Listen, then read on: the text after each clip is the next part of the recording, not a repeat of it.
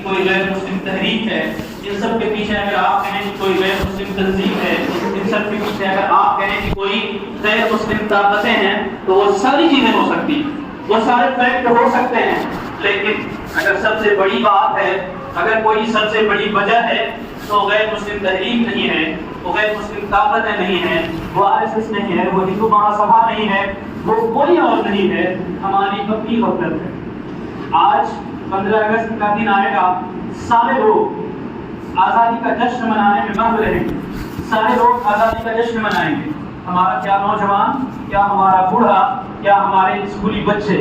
لیکن مجھے بتاؤ نا، جس قوم کی ماضی اتنا شاندار ہے، جس قوم کے لوگوں نے اپنا خون کا آخری قطرہ تک اس وطن عزیز کی آزادی کے لیے قربان کیا، آج ہمارا ایک نوجوان کھڑا ہو کر کہے، مجھے بتائے صرف 10 مسلمان مجاہدوں کا نام۔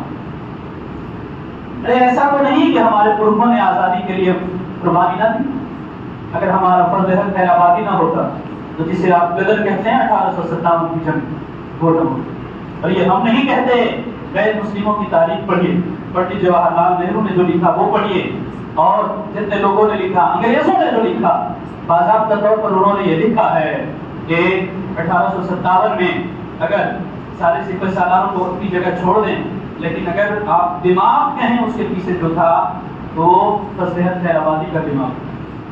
فضل خیر آبادی وہ کوئی معمولی انسان تو نہیں تھا، وقت کا علامہ تھا، امام المنطق تھا، صدر الصدور تھا۔ جب انگریزوں نے انہیں کالا پانی کی سزا دی اور جب آپ کو جزیرہ انڈمان میں قید کیا گیا، جب آپ کو وہاں پہنچایا گیا، آخر عمر کا آخری حصہ تھا، آپ کے کچھ ماننے والوں نے کہا کہ آپ بھی بہت بڑے جج تھے، چیف جسٹس سے آپ اپنے وقت تھے، آپ کے ساتھیوں نے کہا کہ حضور صرف آپ ایک بات کہہ دیں کہ یہ فتویٰ میں نے نہیں دیا کہ مسلمانوں کو جنگ آزادی کے لیے جنگ کرنا چاہیے، یہ فتویٰ میں نے نہیں دیا، یا یہ کہہ دیں کہ میں اپنے فتوے سے رجوع کرتا ہوں، ہم آپ کو آزاد کرا دیں گے۔ تو فضل خیر آبادی جو حضرت عمر فاروق کے خاندان سے تھے، کس طرح مرگ پر پڑے ہیں، اٹھ کر دوا کھانے کی طاقت نہیں ہے، لیکن خون فاروقی نے جوش مارا، غیرت کے مارے اٹھ کر کھڑے ہو گئے، کانپتے ہوئے آپ نے فرمایا دنیا بدل سکتی ہے، فضل حق کا فتویٰ نہیں بدل سکتا۔ اور ہمیں کوئی جوش میں یا کسی خطا کی وجہ سے یہ فتویٰ نہیں دیا، بلکہ میں آج بھی یہ کہتا ہوں کہ ہندوستان کے مسلمانوں پر یہ واجب ہے کہ وہ انگریزوں کے خلاف جنگ کریں اور ان کو اس ملک سے نکال باہر کریں۔ اگر وہ نہ ہوتے، کیا لگتا ہے آپ کو مسلمان اتنی آسانی سے ساتھ دیتے؟ مسلمان خود کھڑے ہوتے جنگ آزادی کے لیے؟ ہرگز نہیں۔ لیکن آج کون ہے جو ہمارے مجاہدین اسلام کا نام جانتا ہو، جن لوگوں نے قربانی دی وطن عزیز کی آزادی کے لیے؟ ان کے نام ہم خود نہیں جانتے۔ آج بڑی آسانی کے ساتھ ہم لوگ کہہ دیتے ہیں کہ اسکول والوں نے نصاب سے ہمارے مجاہدین کا نام نکال دیا۔ بڑی آسانی کے ساتھ ہم کہہ دیتے ہیں کہ جب کوئی بھی پریڈ ہوتی ہے، کوئی فنکشن ہوتا ہے، کوئی پروگرام ہوتا ہے آزادی کے دن، تو ہمارے مسلمان مجاہدین آزادی کا کوئی نام نہیں لیتا۔ کیوں کوئی نام لے گا؟ انہوں نے اپنی محفل سجائی، اپنا پیسہ خرچہ کیا، اپنا منچ سجایا، سب کچھ کیا۔ آپ کے لوگوں کا نام لینے کے لیے آپ نے کب کیا؟ آپ یہ چاہتے ہیں کہ وہ سب کچھ کریں اور آپ کا ذکر کریں، اور آپ کچھ نہ کریں اور آپ کے لوگوں کا نام بھی ہوتا رہے۔ ایسا نہیں ہوتا ہے۔ انہوں نے اگر اپنے بزرگوں کا نام لیا اور زندہ رکھا تو اپنی وجہ سے رکھے ہوں۔ آپ نے اگر اپنے بزرگوں کا نام چھوڑ دیا، آپ نے اگر مجاہدین آزادی کے نام کو یاد نہیں رکھا، تو اس میں ان کی خطا نہیں ہے، خطا آپ کی ہے۔ اسکول والوں نے نکال دیا تھا، کس نے کہا تھا کہ اپنے بچوں کو آپ نہ بتائیں؟ اسکول والوں نے نصاب سے اپنی بات نکال دیا، آپ کے بزرگوں کا نام۔ آپ کو کس نے کہا کہ آپ اپنے بچوں کو گھر میں نہ بتاؤ، لیکن آپ اپنے بچوں کو بتائیں گے کہاں؟ کیا ہمیں معلوم ہے جو ہم اپنے بچوں کو بتائیں؟ کیا ہم جانتے ہیں کہ جنگ آزادی میں کتنے مسلمانوں نے حصہ لیا جو ہم بتائیں گے؟ ہم خود نہیں جانتے تو ہم کیا بتائیں؟ حضرات، میں صرف عرض یہ کرنا چاہتا ہوں کہ جب یہ آزادی کا جشن آئے گا تو اپنے بچوں کو صرف 1947 کے رہنماؤں کا نام نہ بتانا، کیونکہ جنگ آزادی کی شروعات تو 1857 سے ہوئی، تو اس سے بھی کچھ پہلے سے چٹ پٹ اس وقت سے مسلمانوں کی آزادی کی تاریخ بتانا۔ اپنے بچوں کو صرف وہ نہ بتانا کہ ان لوگوں نے جھنڈا پھہرایا، بلکہ اپنے بچوں کو ان لوگوں کے بھی نام بتانا جنہوں نے اس جنگ آزادی کی شروعات کی، جنہوں نے اس جنگ آزادی کے لیے اپنا سب کچھ قربان کیا۔ آپ کو معلوم ہے ہر زمانے میں مسلمانوں کے جو سیاسی رہنما ہوتے ہیں انہوں نے ہمیشہ مسلمانوں کو پیٹھ کی دکھائی، یہ سچائی اس وقت بھی مسلمانوں کے جو سیاسی رہنما ہیں، آپ جنگ آزادی کی تاریخ پڑھیے، مسلمانوں کی طرف سے جو آپ کو نام ملے گا ان میں زیادہ تر علماء ملیں گے، مفتی ملیں گے، عالم ملیں گے، مبلغ ملیں گے. آپ بڑے بڑے نام لیتے چلے جائیے. حضرت علامہ فضل احمد خیرآبادی، یہ وہ بزرگ ہیں کہ جب پڑھنے بھی جاتے تھے تو ہاتھی پر بیٹھ کے جاتے تھے. کوئی چھوٹا موٹا گھرانہ نہیں تھا، بہت بڑے گھرانے کے چشم چراغ، لیکن انہوں نے وقت کی حکومت سے کوئی بھی سمجھوتا نہیں کیا. قید برداشت کر لی لیکن کبھی بھی حکومت کے سامنے جھکے نہیں اور انگریزوں کے خلاف ہمیشہ للکارتے رہے. علامہ کفایت علی کافی، انہوں نے آزادی کے لیے اپنا سب کچھ قربان کر دیا، پھانسی پر چڑھ گئے اور ان کی وہ مشہور نعت کہ بس رسول اللہ کا دین حسن رہتا ہے، وہ آپ نے پھانسی کے وقت پڑھی، آپ نے اپنی جان قربان کر دی. مفتی عنایت حسین کاکوری جن کی لکھی ہوئی کتاب پڑھ کر آج عالم بنتا ہے. ان کی کتاب علم الصیغہ جب تک نہ پڑھائی جائے تو ایک عالم نہیں بنتا. مدارس اسلامیہ میں آج بھی وہ کتاب پڑھائی جاتی ہے اور آپ کو معلوم ہے وہ کتاب انہوں نے جیل میں رکھ کر لکھی. آپ سوچ سکتے کتنے بڑے بڑے علماء نے اپنی جان کی قربانی کی. مولانا محمد علی جوہر، مولانا شوکت علی، جنرل بخت خان، یہ سارے لوگ تھے جو سیاست سے جڑے ہوئے نہیں تھے سوائے ایک دو نام آپ چھوڑ دیں. تو سب کے سب علماء تھے، سب کے سب دیندار طبقہ کے لوگ اور سبوں نے بڑھ چڑھ کر حصہ لیا. آج بھی ہم یہی بات کہنا چاہتے ہیں کہ اگر آپ کو یہ لگتا ہے نا کہ ہمارے یہ سیاسی رہنما، آپ کو اگر یہ لگتا ہے کہ ہمارے یہ نیتا، آپ کو اگر یہ لگتا ہے کہ ہمارے یہ راجنیتک لوگ اگر ہمیں واقعتاً ہمارا صحیح مقام دلائیں گے تو مجھے نہیں لگتا کہ یہ کر سکتے. ان کو خود آج تک اپنا صحیح مقام نہیں ملا. ان کو آج تک صرف کرسی لگانے کے لیے رکھا گیا، دلیل بچھانے کے لیے رکھا گیا. میں سب کے سامنے کہتا ہوں، میں نے پچھلی مرتبہ جب جھارکھنڈ کا الیکشن ہو رہا تھا اس وقت میں نے کہا تھا کہ آپ تمام نیتا لوگ مل کر صرف ایک کام کرو، اس امت پر بہت بڑا احسان ہوگا کہ آپ جس کو جس پارٹی میں رہنا ہے رہیں، لیکن آپ ہم مل کر ہم تمام علماء کو ایک بات بتا دیں کہ کون سی پارٹی کے جیتنے کے چانسز ہیں اور کس کو مسلمانوں کو ووٹ کرنا چاہیے. لیکن ان کو ٹھیکیداری چاہیے، ان کو پیسہ چاہیے، ان کو پارٹی میں اپنی پیٹ بنانی ہے، یہ قوم کو بیچ دیں گے. انہوں نے نہیں کیا. آج میں آپ سے کہنا چاہتا ہوں میرے دوستو، ضرورت اس چیز کی ہے کہ پہچانیں اس چیز کو کہ کون آپ کا بہتری چاہنے والا ہے، کون آپ کی بھلائی چاہنے والا ہے، کون ہے جو آپ کے لیے کوشش کرتا ہے کہ ہم اچھائی کی طرف گامزن ہوں. یقیناً جب کوئی یہ کہتا ہے کہ تم سریعان گانے نہ سنو تو آپ کو تکلیف ہوتی ہے. آج جب ہم کہتے ہیں کہ محرم میں جلوس میں آپ ڈیجے نہ بجاؤ تو آپ کو تکلیف ہوگی، لیکن آپ کو یہ سوچنا ہوگا کہ اس میں نقصان کس کا ہے، آپ کو یہ سوچنا ہوگا کہ اس میں بھلائی کس کی ہے. آپ کو یہ ماننا ہوگا کہ امت کی خیر خواہی کون چاہتا ہے. اگر آپ یہ طے نہ کر سکے تو جس طرح سے ہم تباہی کے دہانے پر چلتے چلے جا رہے ہیں، ہمیں تباہی کے گڑھے میں گرنے سے کوئی نہیں روک سکتا. امت بہت تکلیف دہ صورتحال سے گزر رہی ہے. اور ایک بات میں ہمیشہ کہتا ہوں، اس کو یاد رکھیے کہ آپ یہ سمجھتے ہوں گے کہ ہم اسلام کے ماننے والے ہیں اس لیے ہمیں کچھ نہیں ہوگا. آپ یہ سمجھتے ہوں گے کہ ہم مسلمان ہیں اس لیے ہمیں کچھ نہیں ہوگا. آپ یہ سوچتے ہوں گے کہ ہمارے 25 کروڑ کی آبادی ہے یا 30 کروڑ کی آبادی ہے، جتنی مسجد آپ کی جوڑ لیں ہمیں کچھ نہیں ہوگا. تو آپ غلط فہمی میں ہیں. جب اس قوم نے، اس امت نے رب تبارک و تعالیٰ کی رسی چھوڑی ہے، یہ ایسی تباہی کے دہانے پر گری ہے کہ اس کو بچانے والا کوئی نہیں. تندرست اور اسپیڈ کی تعلیم دنیا نے عبرت کے ساتھ آج بھی پڑھا ہے اور آج بھی وہ سرزمین آپ کو پکارتی ہے کہ آؤ مجھے پڑھو اور مجھے دیکھو. کیا دردناک داستان کہ جہاں پر 800 سال تک مسلمانوں کی حکومت رہی، آج کوئی اسلام بولنے والا وہاں کو موجود نہیں. کیا ہوا؟ اسلام ختم ہو گیا؟ ہرگز نہیں. آپ مٹ جائیں گے، اسلام کبھی نہیں مٹے گا. آپ مٹ جائیں گے اور ہو سکتا ہے کہ جو قوم آج اسلام کی سب سے بڑی دشمن ہے وہی قوم مسلمان ہو جائے. کیا آپ نے تاریخ نہیں پڑھی؟ منگولوں سے زیادہ اسلام کو کس تکلیف پہنچایا؟ چنگیز خان سے زیادہ تاریخ کا بڑا قاتل کون ہے؟ لیکن چنگیز خان کی اولاد مسلمان نہیں ہوئی. کیا انہوں نے اسلام کی خدمت نہیں کی؟ کرے گی. آج جسے آپ کہتے ہیں کہ سب سے بڑا دشمن ہے اسلام کا، ہو سکتا ہے کل وہی مسلمان ہو جائے اور آپ ختم ہو جائیں. آپ اگر اپنی زبان چاہتے ہیں تو اسلام کے ساتھ وفادار ہو جائیے، اپنے بزرگوں کے ساتھ وفادار ہو جائیے. وہ لوگ ماضی میں جھانک کر نہیں دیکھ سکتے جن کے پرکھوں نے غداری کی ہے اس وطن سے. وہ لوگ اپنے ماضی کو نہیں دکھا سکتے جن کے بزرگوں نے اپنے آفس پر ہندوستان کا پرچم نہیں لگایا.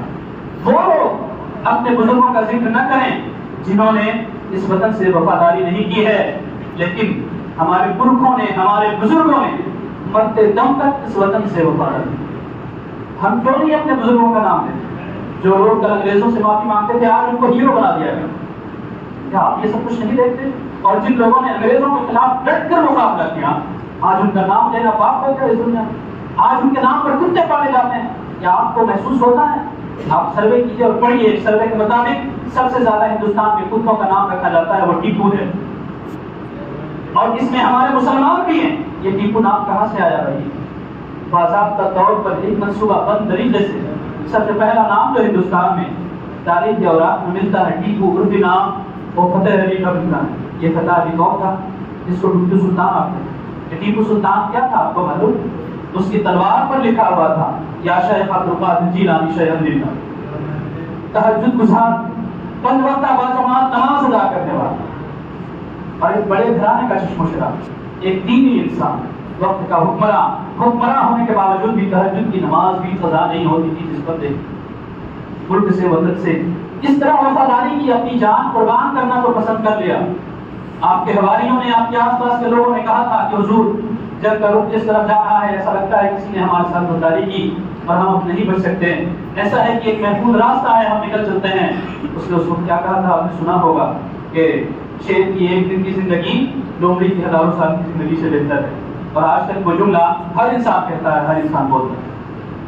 اس کے نام پر آج کوئی پاتے جاتے ہیں. یہ کس کی خطا ہے؟ خطا ہماری ہے کہ ہم نے نہیں بتایا دنیا کو کہ ٹیپو سلطان کس کا نام ہے. ہم نے نہیں بتایا دنیا کو کہ اورنگزیب کس کا نام ہے. اورنگزیب کا انصاف دیکھنا آپ آج بھی چلے جائیں.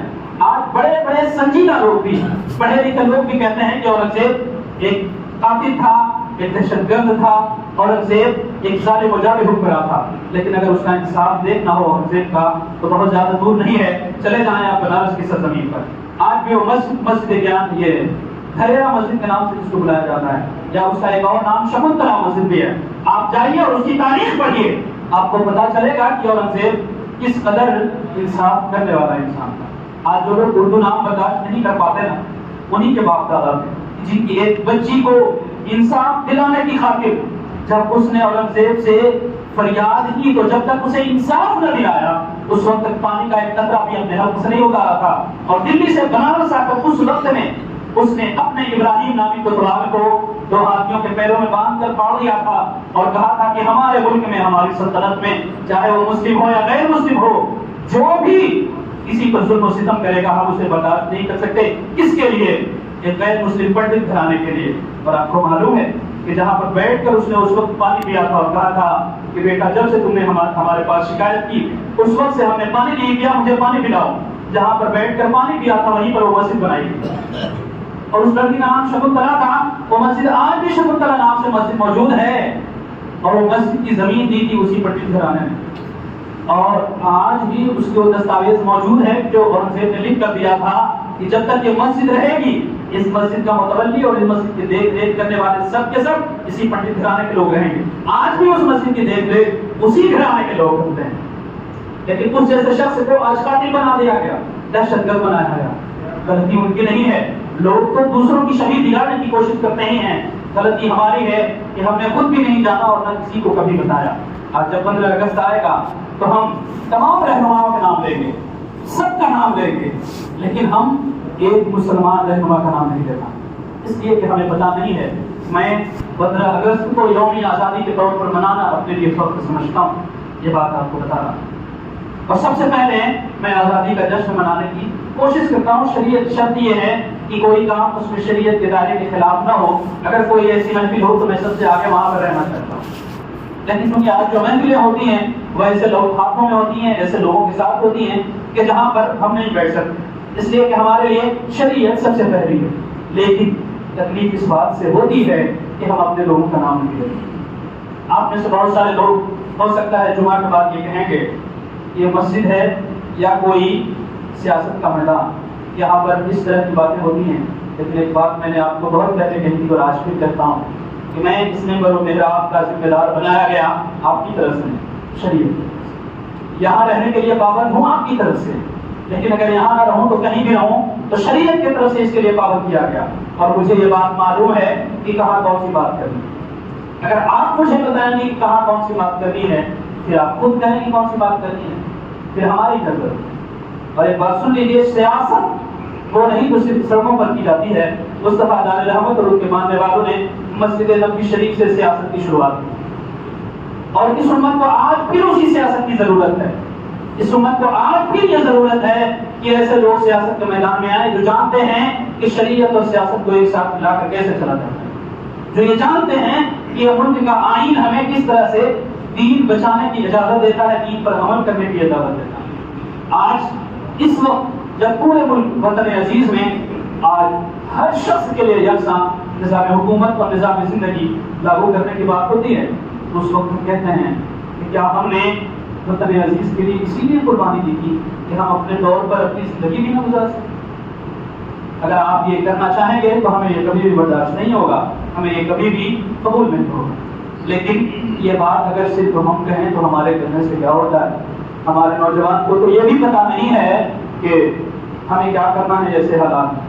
کچھ دنوں پہلے ایک میسج وائرل ہو رہا تھا کہ ایئرپورٹ پر ایک جگہ بنی ہوئی ہوتی ہے نماز کے لیے، اور ایک جگہ ہوتی ہے پوجا کے لیے، عیسائیوں کے لیے بھی جگہ ہوتی ہے، یہودیوں کے لیے بھی جگہ ہوتی ہے، سکھوں کے لیے بھی ہوتی ہے کہ تھوڑی دیر وہ لوگ کر وہاں اپنی عبادت کر سکیں اگر ان کی عبادت کا وقت ہو سکے۔ تو کسی شخص نے اپیل کی تھی کہ براہ کرم جو مسلمان سفر کرتے ہیں ہوائی سفر، ان کو اگر نماز نہیں بھی پڑھنا ہے تو کم از کم اس جگہ پہ جا کے تھوڑی دیر وقت گزاریں، ورنہ مہینہ ہو جاتا ہے، اس کا تالا نہیں کھلتا اور کوئی شخص وہاں جا کر وقت گزارنے والا نہیں ہوتا ہے۔ کل جب ایئرپورٹ سے وہ جگہ ہٹا دی جائے گی تب پھر آپ سڑک پر آئیں گے کہ ہر شخص کو عبادت کا حق ملتا ہے، ہمیں عبادت کا حق نہیں ملا، ہماری جگہ ختم کی جا رہی ہے۔ کیوں ہے یہ؟ وجہ یہ ہے کہ ہم کو مذہب سے کوئی مطلب نہیں رہا، معذرت کے ساتھ، لیکن یہ بات سچی ہے کہ ہم اپنی زندگی میں کہیں بھی مذہبی ہو کر رہنا نہیں چاہتے، ہم اپنی زندگی میں کہیں بھی مسلمان ہو کر جینا نہیں چاہتے۔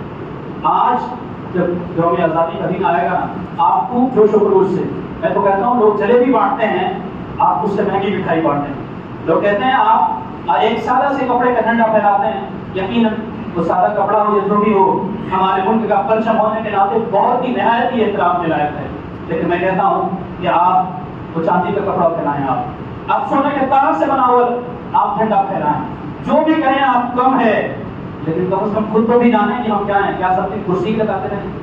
کیا سب دن دری بچھاتے رہو گے؟ کیا سب دن دوسروں کا انعام لیتے رہو گے؟ ہمارے اپنے بزرگوں کا کوئی انعام نہیں لے گا؟ کیا ہم کو ایک دم سیدھے سے بھول ہی جائیں گے؟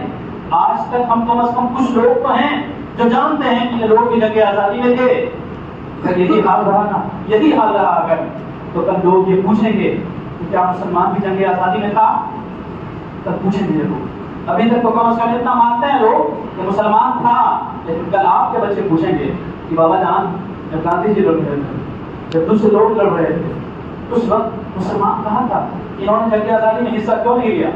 اور اس وقت آپ بھی سر جھکا لیں گے اس لیے کہ آپ کو پتہ ہی نہیں ہوگا، آپ کو معلوم ہی نہیں ہوگا، آپ کی نسلوں کو معلوم نہیں ہوگا۔ جنگ آزادی کا جشن منائیں، آزادی کی فتح کا جشن منائیں، لیکن اپنے بزرگوں کا نام ضرور لیں۔